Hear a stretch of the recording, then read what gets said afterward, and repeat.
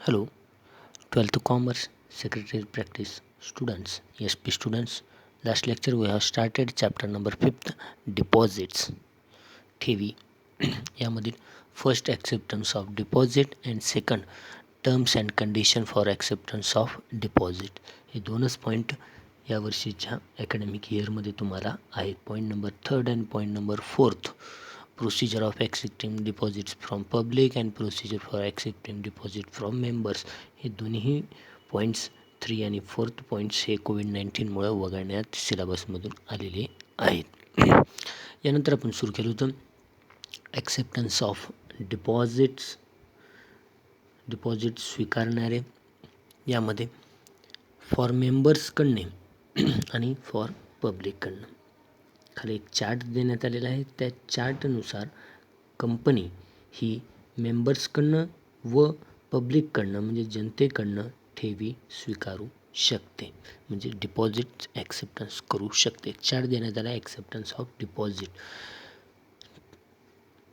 Deposit accept करण्याच्या दोन प्रकारे. एक आहेत मेंबर्सकडनं डिपॉझिट आणि सेकंड आहे पब्लिककडनं डिपॉझिट.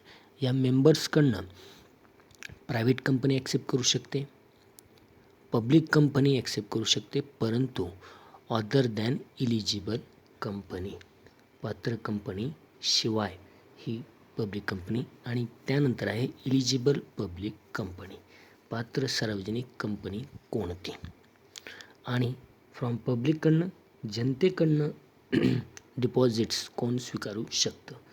यामध्ये आहे गव्हर्मेंट कंपनी स्वीकारू शकतं पब्लिककडनं, आणि इलिजिबल पब्लिक कंपनी, पात्र सार्वजनिक कंपनी. आणि पात्र सार्वजनिक म्हणजेच इलिजिबल पब्लिक कंपनी कोणती आहे हे आपल्या खाली देण्यात आलेलं आहे. ॲक्सेप्टन्स ऑफ डिपॉझिट जे डिपॉझिट ॲक्सेप्ट करू शकतं, स्वीकारू शकतं, यासाठी following chart show which company can collect deposits from members and public. Which company, कोणत्या कंपन्या सभासदांकडनं म्हणजे मेंबर्सकडनं आणि पब्लिक जनतेकडनं ठेवी स्वीकारू शकतात, हे खालील चार्टमध्ये देण्यात आलेलं आहे. आता फॉर मेंबर्सकडनं कोण स्वीकारू शकतं सभासदांकडनं, प्रायव्हेट कंपनी, पब्लिक कंपनीमधील फक्त अदर दॅन इलिजिबल कंपनी, पात्र कंपनी शिवाय, म्हणजे जे इलिजिबल कंपनी आहे त्याला सोडून. इलिजिबल कंपनी म्हणजे कोणती कंपनी, ज्याचं पूर्णपणे मालमत्ता जी आहे ती 100 करोडपेक्षा कमी नाही, किंवा ज्याचा टर्नओव्हर वार्षिक उलाढाल आहे ती 500 कोटीपेक्षा कमी नाही, अशी इलिजिबल कंपनी. आणि त्यानंतर आहे इलिजिबल पब्लिक कंपनी. या 3 कंपन्या मेंबर्सकडनं ॲक्सेप्ट करू शकतात डिपॉझिट. आणि पब्लिककडनं कोण कोण ॲक्सेप्ट करू शकतं, इलिजिबल पब्लिक कंपनी आणि गव्हर्मेंट कंपनी. यामध्ये प्रायव्हेट कंपनी, प्रायव्हेट कंपनी म्हणजे खाजगी company. Private company can accept deposit from its members और डायरेक्टर्स और relative of directors. Private company, खाजगी कंपनी ही आपले सभासद मेंबर्स असतील, डायरेक्टर्स संचालक असतील, किंवा रिलेटिव्ज ऑफ डायरेक्टर्सचे नातेवाईक यांच्याकडनं डिपॉझिट स्वीकारू शकते. त्यानंतर public company, other than eligible company, पात्र कंपनी सोडून. These company can accept deposits from members or directors. He public company म्हणजे अशा सार्वजनिक कंपनी ही आपल्या मेंबर्स आणि डायरेक्टर्सकडूनच डिपॉझिट स्वीकारू शकतात, त्यांच्या रिलेटिव्हकडनं नाही. Public company other than eligible company, पात्र कंपनी सोडून ज्या कोणत्याही पब्लिक कंपनी आहेत त्या कंपन्या ही आपल्या मेंबर्स आणि डायरेक्टर्सकडनंच डिपॉझिट स्वीकारू शकतात. आता इलिजिबल पब्लिक कंपनी कोणती आहे, these company can accept deposits from their members and also from the public पात्र कंपनी कोणती? Eligible public company means company having. आता इलिजिबल पब्लिक कंपनी कोणती? A net worth of not less than 100 crores, ज्याची निव्वळ मालमत्ता ही 100 कोटीपेक्षा कमी नाही. म्हणजेच जास्तच आहे 100 कोटीपेक्षा, ज्याची नेटवर्थ निव्वळ नफा निव्वळ मालमत्ता ही 100 कोटीपेक्षा कमी नाही. किंवा or turnover of not less than 500 crore, जिची टर्नओव्हर वार्षिक उलाढाल ही 500 कोटीपेक्षा कमी नाही. अशी कोणती कंपनी म्हणते त्याला? Eligible public company. किंवा आणि which has obtained payroll approval of its shareholder through special resolution for accepting public deposit. आणि जे मेंबर्सच्या म्हणजे शेअरहोल्डर्सच्या सभेत ॲक्सेप्टन्स डिपॉझिट स्वीकारण्याबाबत एक स्पेशल रेझोल्युशन विशेष ठराव संमत करून त्यास अप्रूव्हल त्यास मान्यता देण्यात आलेली आहे. अशी सार्वजनिक कंपनी, अशीच कंपनी जी इलिजिबल पब्लिक कंपनी आहे, जिचं टर्नओव्हर 500 करोडपेक्षा कमी नाही, नॉट लेस दॅन 500 करोड, जिची 500 कोटीपेक्षा उलाढाल कमी नाही आणि जिची net worth not less than 100 crore, जिची 100 कोटीपेक्षा निव्वळ मालमत्ता कमी नाही, अशांनाच इलिजिबल पब्लिक कंपनी म्हणण्यात आलेलं आहे. हा झाला first point, acceptance of deposit. त्यानंतर सेकंड नंबर आहे हे ॲक्सेप्टन्स ऑफ डिपॉझिट, म्हणजे ठेवीच ज्या स्वीकारण्यात येणार आहेत त्याचे terms and condition for acceptance of deposit. ठेवी ज्या काही स्वीकारण्यात येणार आहेत त्याचे काय अटी व शर्ती आहेत, काय त्याचे टर्म्स आहेत, काय त्याचे कंडिशन्स आहेत या ॲक्सेप्टन्स ऑफ डिपॉझिट. ठेवी ज्या काही डिपॉझिट्स जे काही कंपनी स्वीकारण्यात येणार आहेत त्याच्यासाठीच्या काही कंडिशन्स, काही टर्म्स, काही शर्ती, काही अटी देण्यात आलेल्या आहेत. फर्स्ट आहे कंडिशन्स किंवा टर्म्स. अमाऊंट ऑफ डिपॉझिट, ठेवीची रक्कम, डिपॉझिटची अमाऊंट हे किती असली गेली पाहिजे याच्या काही टर्म्स देण्यात आलेले आहेत, काही कंडिशन.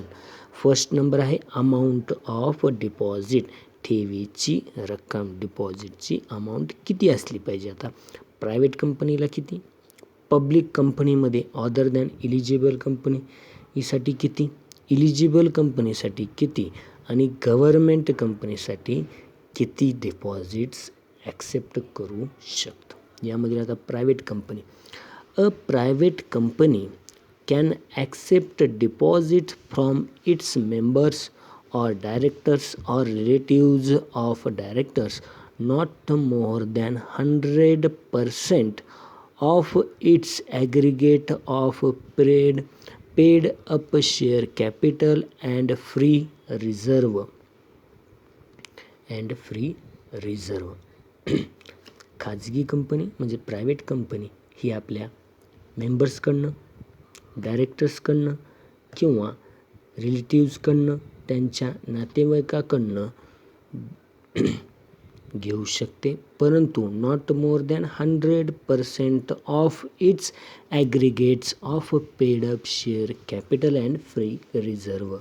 जे कोणत्याही राखीव निधीच्या 100% स्वरूपाने रक्कम जमा करू शकते.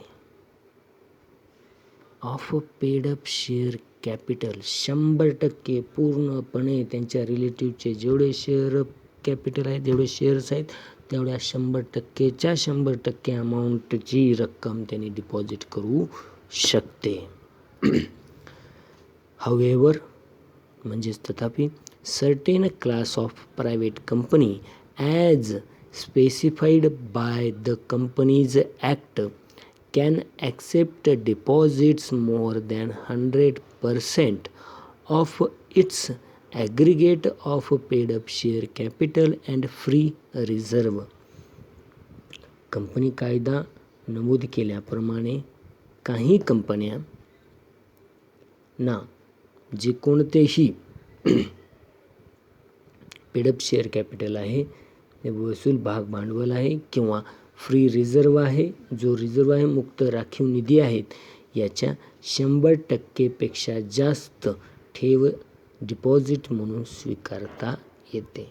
परंतु त्यासाठी काय आहे, हवेवर तथापि काय करण्यात आले, class of private company as specified by the company act. Company कायद्यात नमूद केल्यानुसार काही खाजगी कंपन्यांना, क्लास ऑफ प्रायव्हेट कंपनी, काही खाजगी कंपन्यांना त्यांनी जे ॲक्सेप्ट केलेलं जे कोणतेही शेअर कॅपिटल आहे किंवा त्याच्यातील रिझर्व्ह फंड आहे, यांच्या 100% जास्त ठेव स्वीकारता येते. हे झालं प्रायव्हेट कंपनीचा ॲक्सेप्टन्स अमाऊंट किती घ्यायची झालं. त्यानंतर पब्लिक कंपनी, परंतु public company other than eligible company, eligible company सोडून पब्लिक कंपन्या ज्या आहेत ज्यांचं भांडवल हे 100 नाही आहे, ज्यांचं 100 कोटीपेक्षा कमी नाही आहे, अशा ज्या कोणत्या इलिजिबल कंपनी म्हणण्यात आले त्या सोडून पब्लिक कंपनींना काय आहे अमाऊंट स्वीकारण्यासाठीची नियम व अटी. These companies cannot accept fresh deposits from members if the amount of such deposits together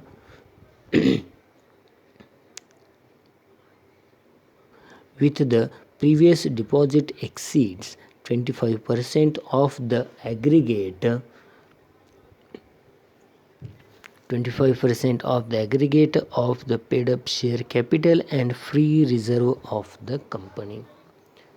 public company, सार्वजनिक company, other than eligible company, पात्र कंपनी सोडून जेव्हा डिपॉझिट रक्कम जे कोणतेही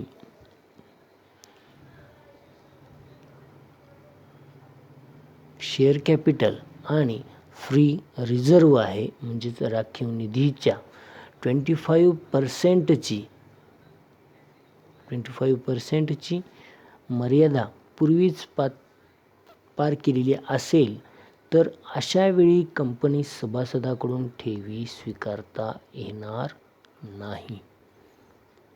म्हणजेच पब्लिक कंपनीनं जर 25% रक्कम ची डिपॉझिट्स ज्याचं शेअर कॅपिटल आणि फ्री रिझर्व आहे, जे मूळ ठेव रक्कम म्हणजे जे फ्री शेअर कॅपिटल आणि फ्री रिझर्व आहे या निधीच्या 25% रक्कम जर अगोदरच गोळा केलेली असेल डिपॉझिट म्हणून, तर त्या पब्लिक कंपनीज त्यांच्या शेअर होल्डरकडनं म्हणजेच मेंबर्सकडनं डिपॉझिट ॲक्सेप्ट करता येत नाही.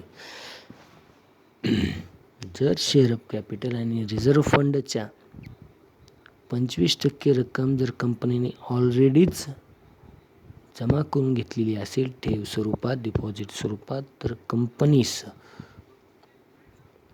मेंबर्सकडनं डिपॉझिट घेता येणार नाही. आता थर्ड आहे इलिजिबल पब्लिक कंपनी, पात्र सार्वजनिक कंपनी कोणती? For members and for public, सभासदांकडनं काय अमाऊंट घ्यायची आहे आणि पब्लिककडनं. सभासदांकडनं for members cannot accept fresh deposits if the amount of such deposits together with the previous deposits exceed 10% of aggregate of paid up share capital and free reserve. एक chart देण्यात आलेला आहे आपल्याला. एलिजिबल पब्लिक कंपनी, पात्र सार्वजनिक company, for the members and from the public. जर सभासदासाठीचं जर कंपनीने डिपॉझिटची मर्यादा हे पेडअप शेअर कॅपिटल आणि फ्री रिझर्व यांची ॲग्रिगेट यांची सरासरीपेक्षा 10% एक्सीड घेतली असेल, म्हणजे जास्त झाली असेल, 10%पेक्षा ओलांडली असेल, तर कंपनीला सभासदांकडनं म्हणजेच मेंबर्सकडनं न्यू डिपॉझिट्स ॲक्सेप्ट करता येणार नाही. Can not accept fresh deposit. तर कंपनीला डिपॉझिट्स स्वीकारता येणार नाही. अँड फॉर पब्लिक, जनतेकडनं can not accept fresh deposits if the amount of such deposits together with the previous deposits exceed 25% of aggregate of paid up share capital and free reserve. आता eligible public company, पब्लिककडनं काय आहेत म्हणजे सर्वसामान्य जनतेकडनं डिपॉझिटसाठीची conditions काय आहेत, त्याच्या terms काय आहेत हे पाहू. तर कंपनीने ज्याचे पेडअप शेअर कॅपिटल आणि फ्री रिझर्व यांच्या 25% ॲग्रिगेट यांची ॲग्रिगेटपेक्षा 25% म्हणजे सरासरी 25% इतकी ओलांडली असेल, एक्सीड झाली असेल, 25%पेक्षा जास्त घेतली असेल, तर कंपनी पब्लिककडनं can not accept fresh deposit. पब्लिककडनं कंपनी नवीन डिपॉझिट स्वीकारता येणार नाही. जर कंपनीनं पेडअप शेअर कॅपिटल आणि फ्री रिझर्वपेक्षा 25% हे डिपॉझिट्स अगोदरच घेतला असेल, तर कंपनीला नवीन फ्रेश डिपॉझिट्स घेता येणार नाही. आता त्यानंतर अमाऊंट ऑफ डिपॉझिट संदर्भातील गव्हर्मेंट कंपनीसाठीचं सरकारी कंपनीसाठीची टर्म्स काय आहेत. Can accept deposit from the public not exceeding 35% of the paid up share capital and free reserve of the company. सरकारी कंपनीनी paid up share capital and free reserve च्या निधीच्या 35% 35%पेक्षा जास्त रकमेचा डिपॉझिट्स म्हणून स्वीकार करू शकत नाही. सरकारी company, government company paid up share capital and free रिझर्वच्या 35% 35%पेक्षा जास्त रकमेचा डिपॉझिट स्वीकार करू शकत नाही. पेडअप कॅपिटल आणि फ्री रिझर्वच्या 35%च अमाऊंट कंपनी डिपॉझिट म्हणून स्वीकारू 35%पेक्षा जास्त रकमेचा ठेवी म्हणून स्वीकार करू शकत नाही. 35%पेक्षा नॉट एक्सिडिंग 35% ऑफ 35%पेक्षा जास्त रकमेचा डिपॉझिट म्हणून स्वीकार करू शकत नाही. हे झालं अमाऊंट ऑफ डिपॉझिट्सपैकी. यानंतर आपल्याला पिरियड किंवा टेंट्युअर ऑफ डिपॉझिटचा टेंट्युअर्स काय आहेत हे आपल्या टर्म्स अँड कंडिशन लक्षात घ्यायचे आहेत. यानंतर आपल्याला करस्पॉन्डन्स ऑफ द डिपॉझिटर्ससोबत करण्यात येणारा पत्रव्यवहार हे आपल्याला घ्यायचा आहे. त्यामुळं या टर्म्स अँड कंडिशनमध्ये अमाऊंट ऑफ डिपॉझिट आपण पाहिलेलं आहे. त्यानंतर पिरियड किंवा टेंट्युअर ऑफ डिपॉझिट हे आपण नंतर नेक्स्ट लेक्चरमध्ये terms and condition for acceptance of deposit 1 by 1 पाहणार आहोत. Thank you everyone. Thank you students.